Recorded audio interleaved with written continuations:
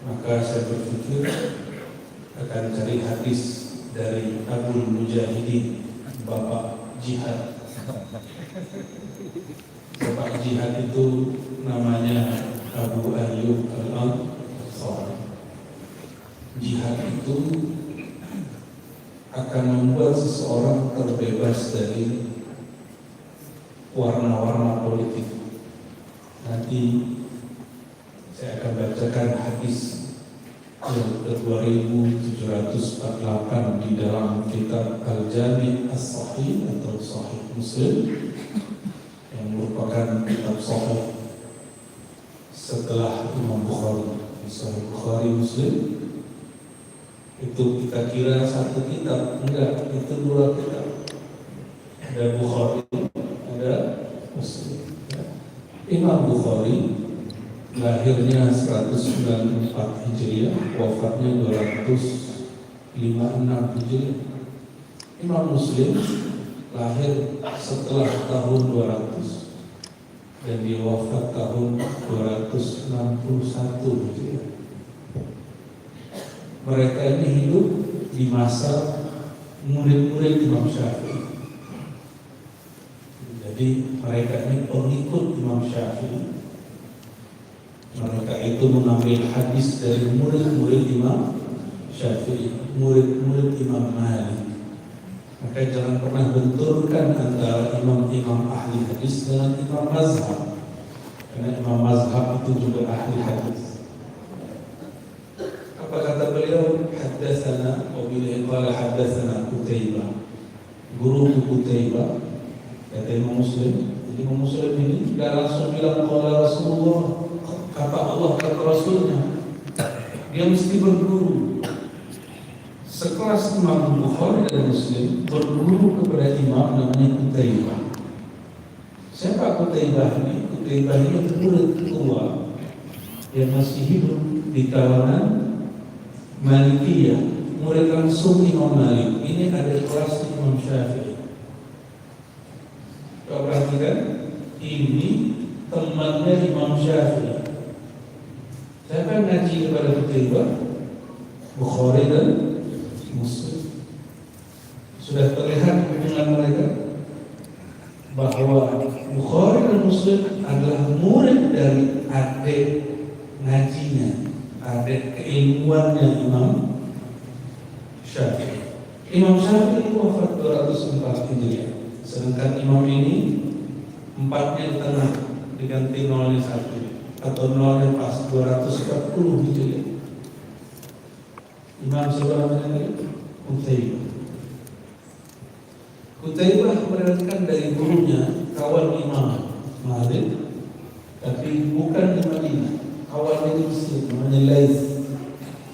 Laits ini punya mazhab, namanya disebut mazhab Al-Laitsi. Sudah pernah dengar? Belum. Jadi kalau ada orang ngomong ke saya mengajarkan banyak mazhab. Saya tanya berapa mazhab, kamu tahu? 4 mazhab di Surabaya. Ada mazhab namanya Al-Laitsi. Mazhab Al-Laitsi itulah yang membuat Imam Syafi'i berubah. Maka ketika Imam Syafi'i pindah ke Mesir, cuma 4 tahun beliau pindah dari Mesir, itu Imam Syafi'i merevisi banyak mazhab yang tadinya masih ikut Imam Malik dalam banyak hal. Kemudian beliau merevisi dan jadilah itu mazhab, jadi disebut qaulun jadi sekelas Imam Syafi'i itu tidak malu merevisi kata-katanya. Masa kita ini baru hijrah, baru ngaji, gurunya juga ya coba sana coba sini, tidak mau merevisi pemahaman. Imam Syafi'i berguru ke Laits, Imam Qutaibah berguru ke Laits. Jadi mereka ini seperguruan. Imam Laits dari Muhammad bin Qais dari cerita dari Abi Sirma dari sahabat Rasulullah SAW, yaitu Abu Ayyub Al-Ansari. Ini jalur luar biasa. Kenapa? Imam Laits tadi berguru kepada hakim agung yang ditugaskan oleh salah satu wali yang juga pemimpin, namanya Omar bin Abdul Aziz. Jadi jalur aulia semua, ahli hadis wali. Kan Kan banyak ahli hadis yang hadas. Dia ngerti hadis untuk mengejek orang. Dia ngerti hadis untuk bidah-bidahin orang. Dia baca hadis untuk bidah-bidahin orang. Kalau ini enggak. Nama imamnya Muhammad bin Qais, guru dari Laits, kakek gurunya Imam Syafi'i. Dia dari Abu Sulaiman, dari Abu Ayyub al-Ansari. Dia cerita langsung kepada Abu Ayyub al-Ansari, bapak Mujahidin. Kenapa saya sebut tadi di awal? Beliau ini berjuang sesuai dengan nama masjid Al-Jihad, Masjid Perjuangan. Itu sudah melewati sekat-sekat politik. Ini perbedaan politik yang luar biasa, tidak ada apa-apanya Indonesia. Tahun 2016 sampai 2019 Indonesia kan luar biasa. Masjid Al-Jihad sepertinya ikut terkena imbas. Tapi Abu Ayyub membuatkan kaidah. Abu Ayyub ini lahirnya tidak diketahui, tapi dia sudah sangat tua. Waktu umurnya 90-an, itu kira-kira tahun 50 lebih. Dulu kan gak ada KTP, gak ada dukcapil. Jadi ulama kita perkirakan kira-kira dia wafat 51, 52, 53, 54 Hijriah. Anggaplah 50-an. Waktu itu umurnya sudah 90 dan dia ikut berjihad ke Turki. Ada satu negeri, yang negeri itu separuhnya Asia, separuhnya Eropa. Kita sebut apa sekarang? Konstantin dulu, sekarang disebut Istanbul, bagian dari Turki. Abu Ayyub al-Ansari mau datang ke sana, berjuang bersama dengan anak musuh dia, anak musuh politiknya, tapi bukan musuh agamanya. Jadi ingat, musuh politik bukan berarti musuh agama. Siapa musuh politik dia? Muawiyah bin Abi Sufyan. Siapa anaknya? Nabi Yazid. Itu Abu Ayyub al-Ansari. Dulu ketika Muawiyah tidak mau tunduk mengakui kekhalifahan Sayyidina Ali, apa yang terjadi? Terjadilah perang akbar bernama Siffin.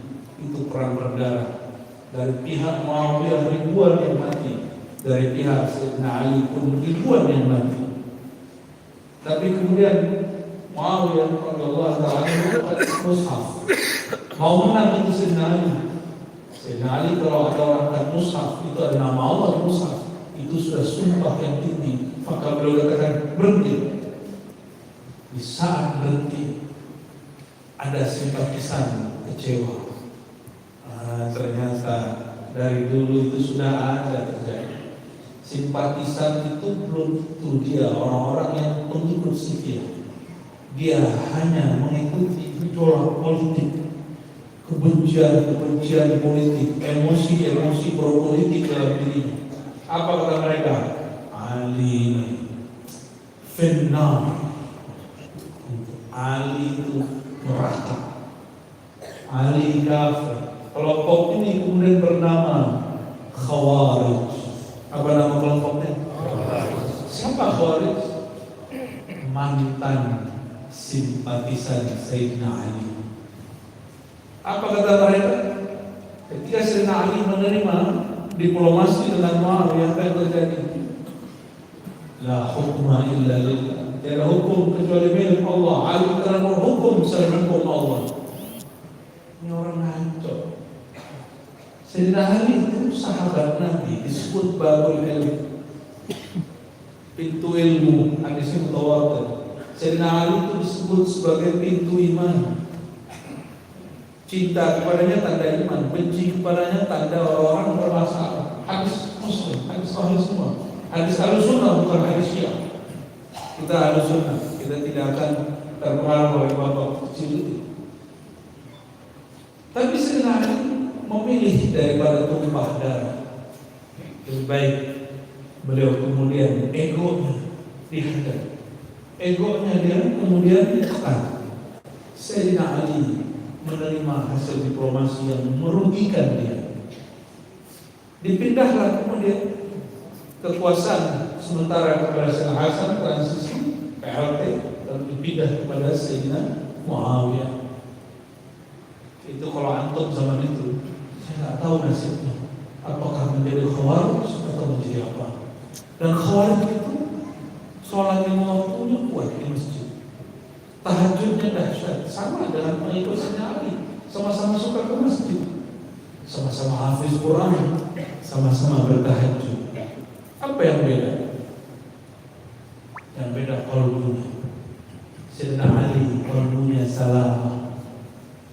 Pengikut setia Sayyidina Ali di qalbunya salamah. Salah satu pengikut setianya Abu Ayyub al-Ansari. Abu Ayyub itu, coba bayangkan, itu perang dengan Muawiyah 10 tahun sebelum meninggal.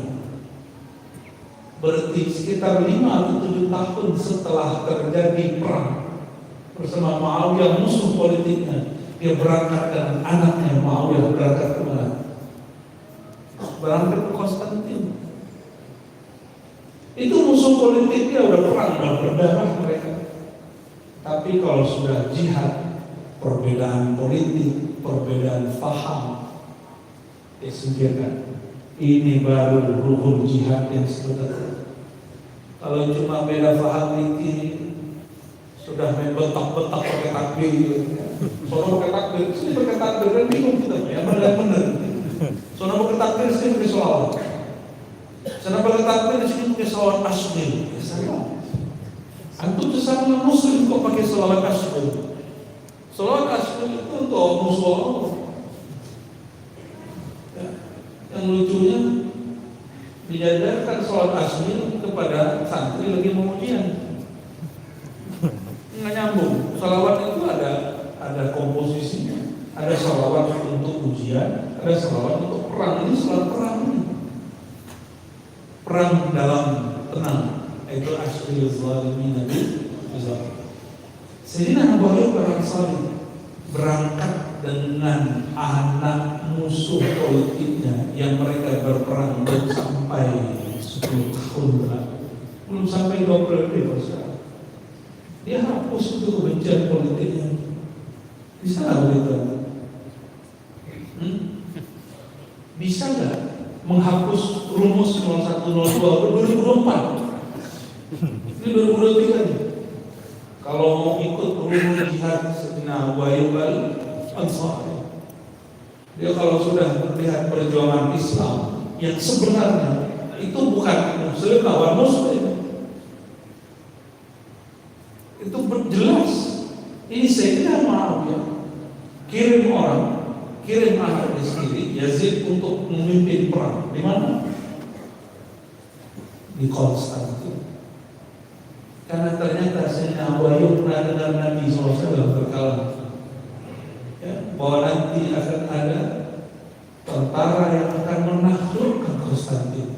Balanya al-jaysh jayshuha, sebaik-baik tentara yang adalah tentara dilupakan semua oleh Abu Ayyub. Biarlah konflik Sayyidina Ali Muawiyah itu konflik mereka, tapi Sayyidina Ali toh juga sudah mundur, sudah salah besar, sudah mundur, hatinya sudah selamat. Kenapa hati saya belum selamat? Kira-kira begitu di hatinya. Maka dia berangkat. Dia nggak jijik melihat orang beda paham, beda politik, beda coblosan. Masih begitu kan? Ustaz 0 sekian gitu. Itu mesti 0 sekian. Masih begitu kan? Yang dicoblos itu jadi menteri. Yang dibencinya cuma baru main dicoblos, ya salam, kita masih benci-bencian di sini. Jangan-jangan antum khawarij ya sama ini. Saya curiga. Alhamdulillah ini berarti ruhul jihadnya nggak ada, yang ada ruhul jihad. Pilih mana ruhul jihad atau ruhul jihad? Ruhul jihad konsepnya satu. I'la kalimatillahi hiya al-ulya. Hanya meninggikan kalimat Allah, bukan meninggikan partai politik. Itu beda nggak? Oh, partai saya partai Islam. Loh, yang lain juga ngaku partai Islam, terus mana yang diakui Allah? Coba tahu. Sebanyak itu partai Islam di Indonesia, coba sebutin atau sebutin aja Bapak bisa takut. Ya. Pak, PKS, PKB, apa lagi? Empat partai Islam, nasionalis. Apalagi ada partai baru itu. Coba di antara partai Islam itu yang diakui di sisi Allah yang mana? Kan nggak tahu Pak. Ada yang tahu nggak? Ada yang punya akses ke Allah? Nggak ada yang tahu. Siapa tahu di antara orang-orang yang dia sedang berjuang berpolitik itu orang yang tarik di hatinya. Dia lebih mulia daripada kita yang kemudian katanya membela Islam. Menurut saya Islam tidak perlu kita bela.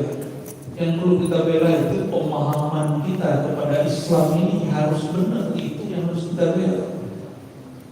Islam itu langsung Allah yang bela. Allah sempurna atau kurang? Yang sempurna perlu dibela. Yang sempurna lah perlu dibela. Maka disebut bela Islam itu membela Islam di dalam diri. Kalau Islamnya tidak perlu dibela.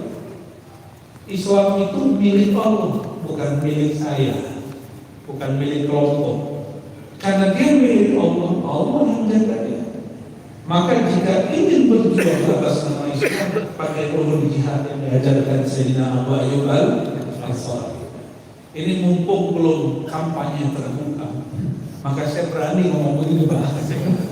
Kalau sudah terbuka, udah. Mungkin ada takbir, ada sholawat, bentak saya pakai sholawat. Ada bentak saya pakai takbir. Kami mu'allim, kami para guru hanya ingin mengingatkan umat. Gak mau diingatkan, kami gak paksa. Ya. Banyak yang saya ingatkan dari tahun 2016 sampai 2019 gak mau. Kalau saya diteriak-teriakin di luar masjid, saya panggil kalau kamu teriak depan saya, gak berani teriak depan saya. Beraninya di luar masjid, berani sama-sama. Coba ayo satu-satu kita. Gak ada yang berani juga. Ternyata dia tidak membela Allah dan Islam, dia cuma membela emosi.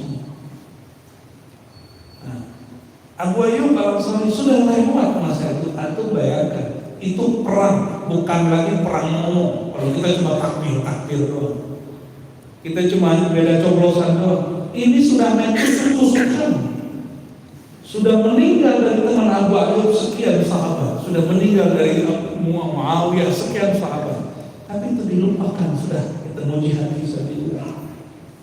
Dan mereka sadar kami kurang pas dalam berjuang. Kok membunuh sesama muslim, perang sesama muslim. Mau itu terjadi lagi? Perang sesama muslim. Ntar masuk ke Palembang saya pakai paspor nanti. Kata Abu Ayyub. Abu Ayyub ini sebelum kita masuk ke riwayatnya, ternyata rumahnya diberkati Rasulullah SAW. Awal baginda Rasulullah SAW masuk ke Madinah yang dulu namanya Yathrib, itu semua kampung berdiri orang-orangnya di jalan. Apa kata mereka? Wahai baginda, bangunlah rumah di tempat kami. Wahai baginda, bangunlah tempat ibadah, pusat masjid di tempat kami. Tapi apa kata baginda Rasulullah SAW? Biarkan kontak. Fa'innaha ma'murah. Da'ah, tinggalkan dia, biarkan dia diperintah oleh Allah SWT. Itu Nabi, kendaraan itu diperintah Allah. Kalau kita gimana? Jangankan kendaraan, mulut ini aja sembarangan aja.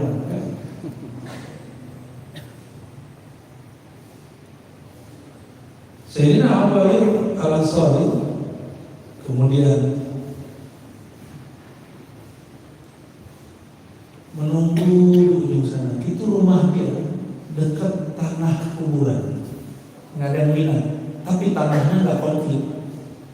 Tanahnya bukan tanah sengketa. Tanahnya tanah yang paling tidak diminati orang di Madinah. Tiba-tiba sampailah onta di sana dan dia buruk. Dia buruk itu duduk. Onta itu duduk. Maka baginda Rasulullah SAW menoleh kereta di samping rumah Sayyidina Abu Ayyub Ansari. Awalnya Sayyidina Abu Ayyub tinggal di lantai 2, tapi karena baginda Rasulullah SAW datang, dia pindah ke kamar bawah. Lalu dia katakan, wahai baginda Rasulullah, hendak engkau di atas. Lalu Nabi nolak, gak usah. Apa jawabannya? Wahai baginda Rasulullah, pantaskah Abu Ayyub yang hina tidur di atas? Engkau di bawah, kami di lantai 2, engkau di lantai 1. Dulu lantai 2 itu luks. Jangan karena lantai 2 dan 1 terus salah paham. Maksudnya lantai 2 itu lantai yang bagus. Masa Abu Ayyub kamarnya bagus, engkau kekasih Allah kamarnya tidak bagus. Akhirnya baginda Rasulullah SAW naik ke atas, tinggal di atas. Ini bab adat, jarang yang mengamalkan adat ini. Abu Ayyub Al-Ansari punya tanah kaumnya di depan. Itu tanah ternyata pas cek kuburan orang musyrik, pantesan gajah dulu, tanah kuburan. Walhasil baginda Rasulullah SAW karena dapat isyarat dari Allah Ta'ala. Apa kata beliau? Zaminuni haqiqakum. Ini tanah harganya berapa? Jadi Nabi SAW nggak nunggu wakaf dong gitu. Nabi cuma ngomong ini berapa harganya. Padahal duitnya belum ada. Itu hebatnya baginda Rasulullah SAW. Apa kata keluarga Abu Ayyub? Wahai baginda Rasulullah, itu tanah ambil saja. Kalau lain cerita itu. Tapi Rasulullah tidak akan main pengemis. Maka masjid Al-Jihad jangan taruh orang minta-minta di tepi jalan. Oke? Karena banyak hari di masjid, mohon maaf, entah apa yang salah di manajemen masjid di negeri kita. Di mana harta di Jakarta, di Depok, Tangerang, sampai ke pelosok sana, sampai ke Bali masih begitu. Ada orang yang biasanya dulu apa namanya itu? Tangguk itu kalau kita lagi nyari ikan sawah. Sekarang ikan jalanan hari ini. Agak ngeri tangguk hari ini. Bagi saya itu tidak. Gak gentle, gak ngamalin sunnah Rasulullah SAW. Maka para pengurus harus punya harga diri. Ini masjid, spiritnya spirit baginda Rasulullah SAW. Apa kasarnya? Kita nggak butuh orang yang butuh masjid. Bisa nggak untuk buat pemahaman begitu? Tapi kita nggak sombong-sombong amat. Merasa pede boleh. Bedakan kepedean dengan sombong. Sayyidina Abu Ayyub, nah inilah inti kajian kita pada pagi ini. Dalam hadis Imam Muslim tadi, beliau mengatakan tentang bab qalb, bab merasa apakah diri kita merasa berdosa atau tidak. Merasa berdosa atau sudah merasa tidak berdosa? Tapi ternyata banyak orang merasa tidak berdosa. Kalau sudah 5 waktu, apa kata beliau? Kuntu. Jadi ketika Sayyidina Abu Ayyub sakratul maut di Konstantin, dia dikuburkan dan kuburan itu berdekatan dengan sur Konstantinia, bentengnya Konstantin. Apa kata beliau? Hina hadarathu al-wafah kuntu katabtu ankum syai'an. Aku menahan diri untuk tidak sampaikan hadis ini. Sami'tuhu min Rasulillah SAW. Aku mendengarnya langsung dari baginda Rasulullah SAW. Apa kata beliau? Aku mendengar bahwa beliau bersabda. Hadis pendek. Barangkali sudah ada yang dengar. Ternyata beliau nggak mau bacakan, kecuali ketika sakratul maut. Tapi saya bacakan ini bukan karena saya mau sakratul maut, karena ingin memenangkan. Imam Muslim bacakan hadis ini bukan ketika beliau sakratul maut. Laula annakum tuznibun, seandainya kamu tidak merasa punya dosa, tidak merasa ada dosa karena ibadah-ibadahnya. La khalaqallahu ta'ala khalqan yuzlimun yaghfir lahum. Maka Allah akan ciptakan generasi baru yang mereka berdosa, melakukan dosa, merasa berdosa. Lalu mereka merasa, ya Allah, kenapa kami banyak dosa? Bagaimana caranya kami keluar dari dosa?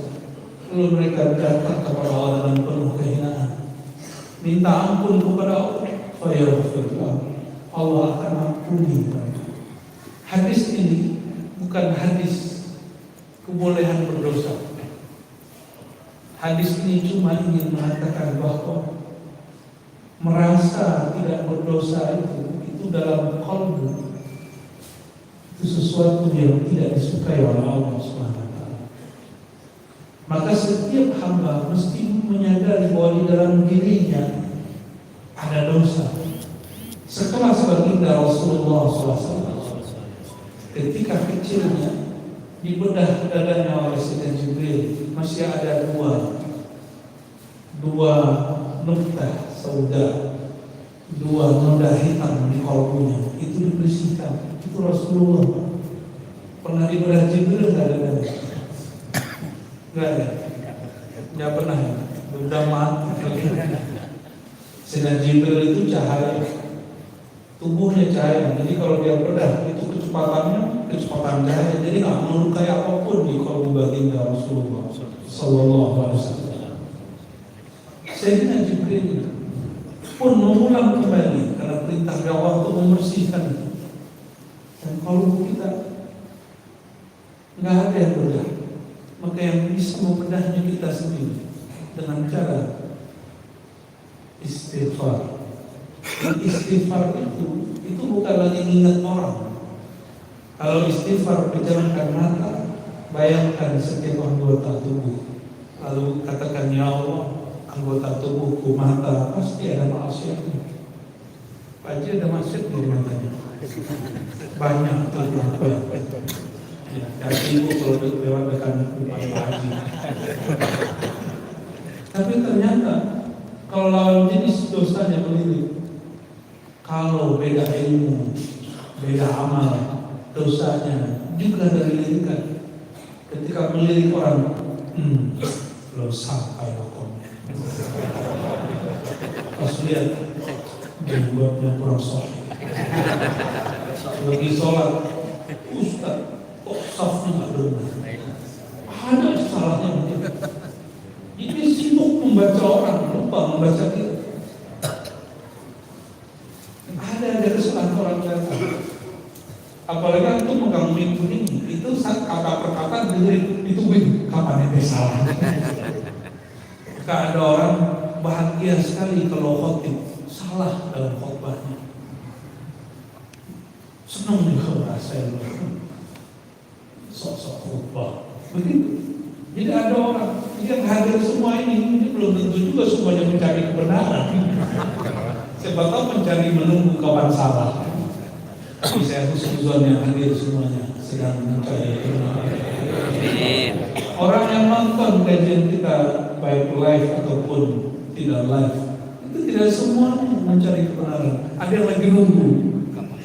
Ya, bagaimana si ustaz ini keliru? Bagian kelirunya potong. Kalau dulu yang dipotong itu isi kitab. Korbannya Ibn Arabi dituduh zikir. Korbannya Imam Syaraqi dituduh sesat. Korbannya di sini ada ulama besar di sini dulu, Abu Zaid Sukri dituduh sesat oleh ulamanya. Ulama Ahlussunnah nuduh ulama Ahlussunnah sesat. Ternyata dari dulu sudah biasa. Itu adalah potongan. Memotong-memotong. Dulu buku yang dipotong. Coba kalau dulu ulama kita itu ada YouTube, mungkin YouTube yang dipotong.